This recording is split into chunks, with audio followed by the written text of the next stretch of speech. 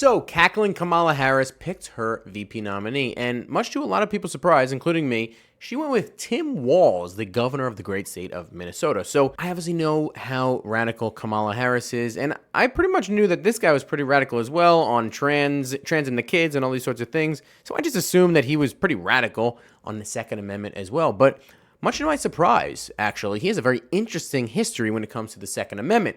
He actually used to have an A rating from the NRA. Now it's an F.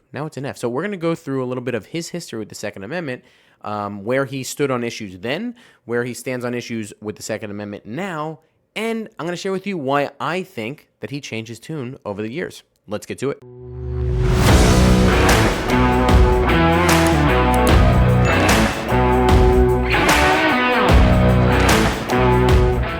What is up, everybody? Welcome back to the channel. If you didn't already know, my name is Jay Koss, and I'm a red-blooded American patriot, like all of you, living behind enemy lines, some would say, here in the great state of New Jersey. And if you get value after watching this video, please hit that like button down below, and also consider subscribing, because we're building a community here of people, specifically in blue states like this one, who have to consistently and constantly defend our Second Amendment and fight for our Second Amendment right to defend ourselves, our family, and our property.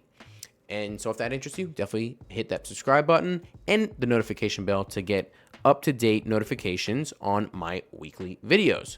And in this video, I'm going to go over the history of Tim Walz in the state of Minnesota on the Second Amendment. So first things first, a little bit of background on him. He grew up as a hunter, I guess, and he did serve in the Army National Guard.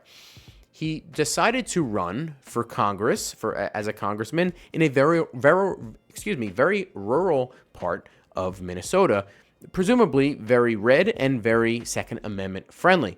And in those days, that's when he got that A rating from the NRA. He opposed so-called assault weapon bans. He opposed capacity limits on magazines. He opposed a lot of different things. But as time went on, he started to change his position on the Second Amendment.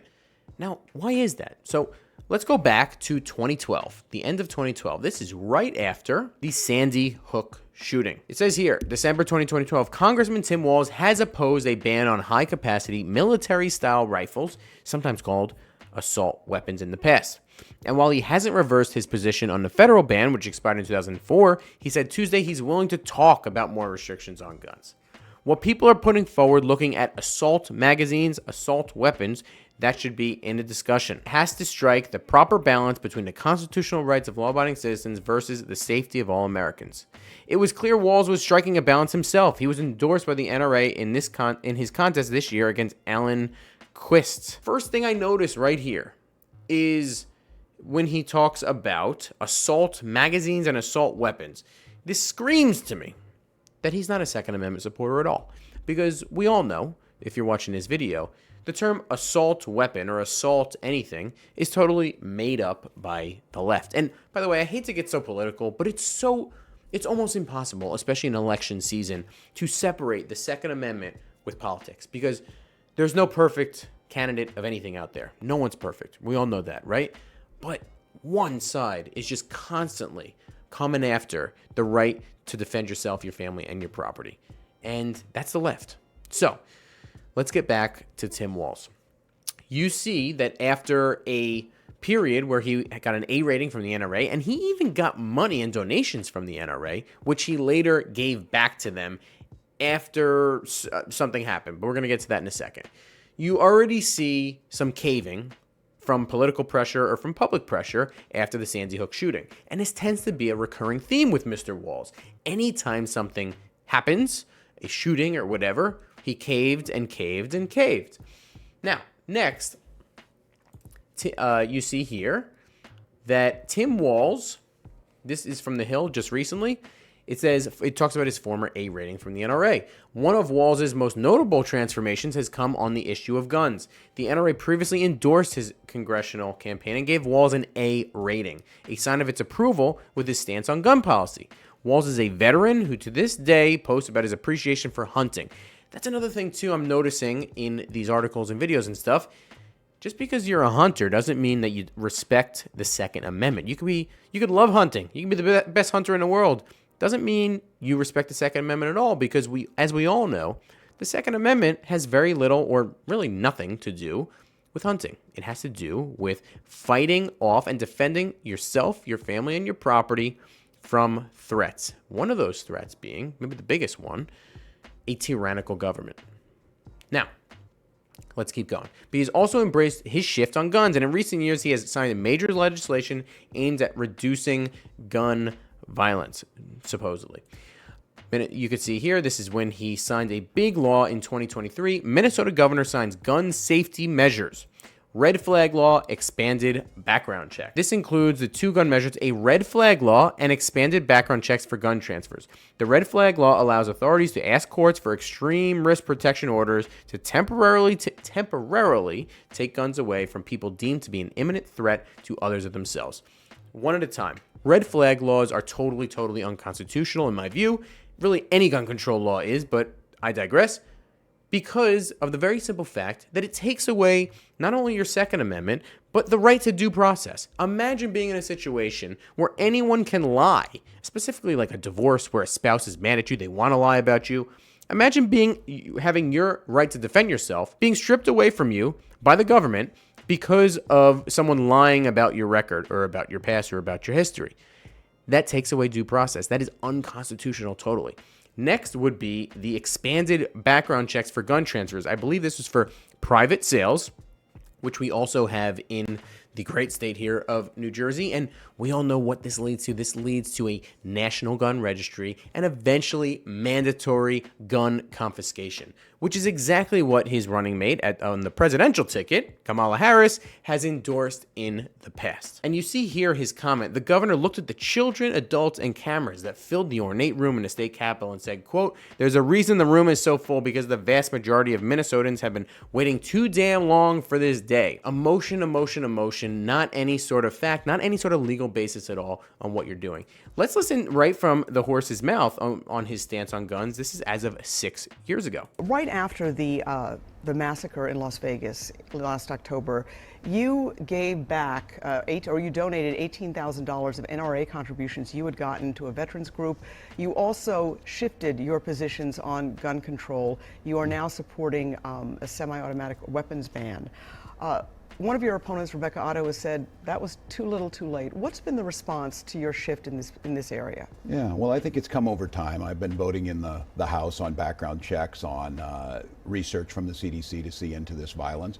I think it became obvious that certainly the national NRA was not speaking in a way that was helpful to solving these problems or was even respectful to fellow Americans. And so I understand that part, certainly not associated there. But what I do understand, and I think my shift is, the country's changed on this. We've changed. The situation has changed. And I, along with it as a leader, someone who I'm a staunch supporter of Second Amendment rights to own firearms. I grew up hunting. I grew up as a firearms owner my whole life. But I also recognize the need to have some common sense changes in this. I reject this notion that it's one or the other. Those folks out there who are responsible gun owners, their hearts are breaking every time we see one of these shootings, whether it's in a school or whether it's in Las Vegas.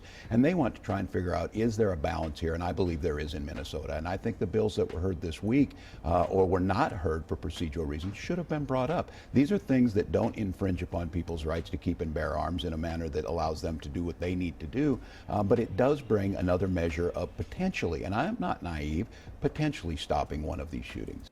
Okay, so I actually do somewhat agree with one part of what he said. He said that law-abiding gun owners' hearts break every time something like this happens. Yes, 100%, because we have hearts as well. We don't want any innocent people dying, no matter what the cause of it, no matter what weapon they use. But our hearts are also breaking when that happens because of politicians like him who use that particular event, that particular tragedy, to push an anti-Second Amendment gun control agenda down our throats, which, as we all know, only hurts law-abiding gun owners and does nothing to stop crime from criminals who don't listen to laws in the first place. And by the way, this is another example of a tragedy happening, an event happening, and him caving to political and public pressure. He said part of the reason why he's changed on gun control is because the country's changed. Well, even if the country has changed, you know what has not changed? The Constitution. If you want to change the Constitution,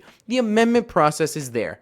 But you don't have the votes to do that. So what you do instead is you go around the Constitution and pass them anyway, a lot of times in very blue states, like here in the state of New Jersey, knowing that the chances of it being challenged are very, very small. You have a full legislature behind you that is totally blue. So here are my thoughts on Tim Walz on the Second Amendment.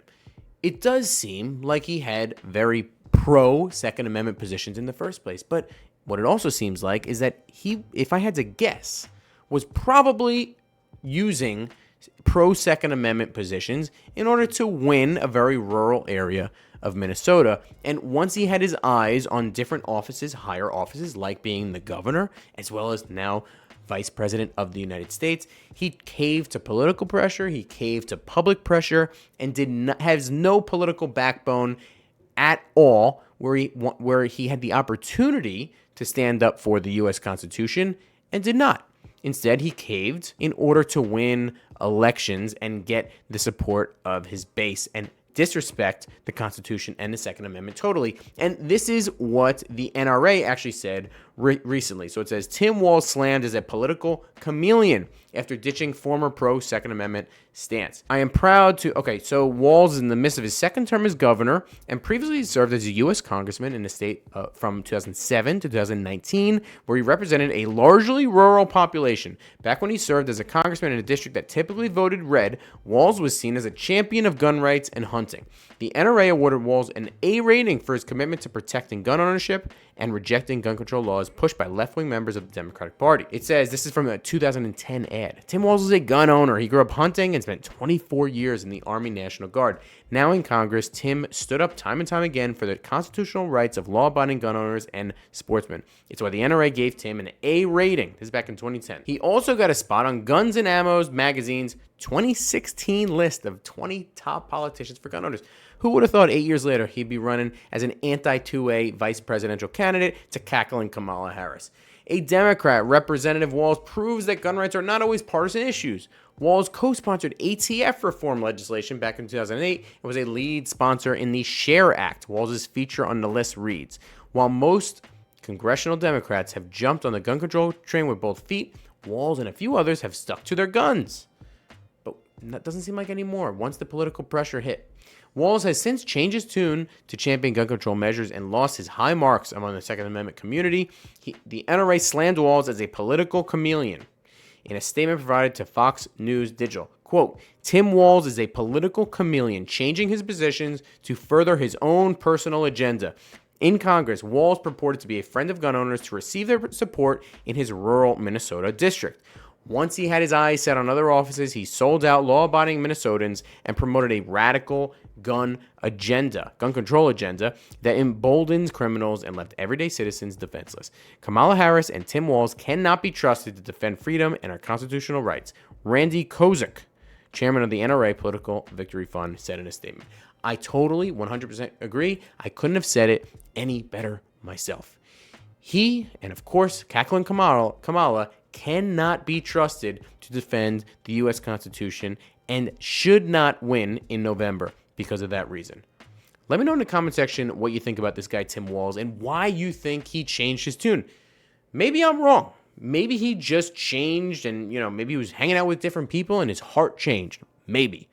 Regardless, the Second Amendment is still there. We still have it on our side, and we will always and never stop trying to fight for, protect, and defend our Second Amendment right and our God-given right to defend ourselves, our family, and our property. Like I said, let me know what you think in the comment section down below, and I will see you next time. Also, let me know what you think about this video format here. Got a new little stream system going on. Just a little bit of reaction videos. Let me know what you think about the new video format, and if you like it, I'll give you more. See you next time.